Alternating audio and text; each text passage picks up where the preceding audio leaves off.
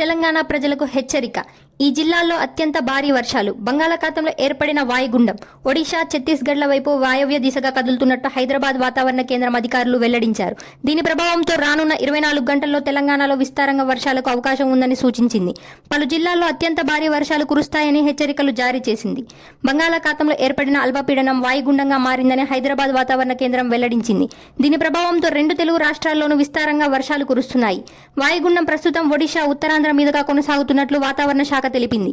ఈ నేపథ్యంలో నేడు కూడా తెలంగాణలోని కొన్ని జిల్లాల్లో అత్యంత భారీ వర్షాలు కురుస్తాయని హైదరాబాద్ వాతావరణ కేంద్రం అధికారులు వెల్లడించారు. పలు జిల్లాల్లో భారీ నుంచి అతి భారీ వర్షాలకు ఛాన్స్ ఉందన్నారు. ప్రజలు అప్రమత్తంగా ఉండాలని, అవసరమైతేనే బయటకు వెళ్లాలని సూచించారు. ముఖ్యంగా నేడు ఉత్తర తెలంగాణలో విస్తారంగా వర్షాలు కురుస్తాయని అంటున్నారు. నిర్మల్, ఆసిఫాబాద్, మంచిర్యాల, పెద్దపల్లి, జగిత్యాల, భూపాలపల్లి, కొత్తగూడెం, ఖమ్మం, మహబూబాబాద్, వరంగల్, హన్మకొండ, కరీంనగర్ జిల్లాలో అత్యంత భారీ వర్షాలకు ఛాన్స్ ఉందని చెప్పారు. ఈ మేరకు ఆయా జిల్లాలకు రెడ్ అలర్ట్ జారీ చేశారు. సిరిసిల్ల, ఆదిలాబాద్, మహబూబ్ నగర్, మెదక్, నారాయణపేట్, సంగారెడ్డి, వికారాబాద్ జిల్లాలో భారీ వర్షాలు కురుస్తాయని అన్నారు.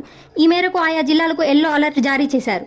నేడు హైదరాబాద్లోనూ వర్షం కురిసే ఛాన్స్ ఉందని వాతావరణ శాఖ అంచనా వేస్తుంది. ప్రజలు అవసరమైతేనే బయటకు వెళ్లాలని అధికారులు సూచించారు.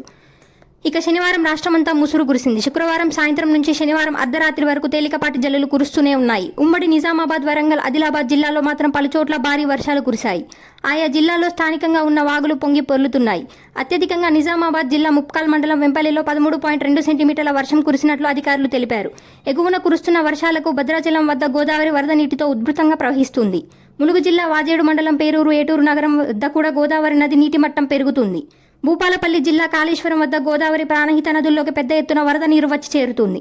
దీంతో ఈ నదులు కూడా ఉధృతంగా ప్రవహిస్తున్నాయి.